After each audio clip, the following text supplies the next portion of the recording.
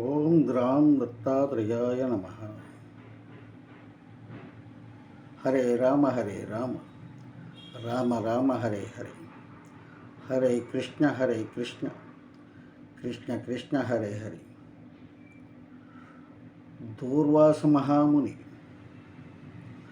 శాపం చేత దేవేంద్రుడికి సంపూర్ణ సంపదలు నశించినట్లు దుర్ముహూర్త దోషం వలన వరుని ధన సంపదలు సంవత్సరార్థంలో నశిస్తాయి. చేత దుర్ముహూర్త సమయంలో ఎటువంటి ముహూర్తాలు పెట్టుటకు అవకాశము లేదు.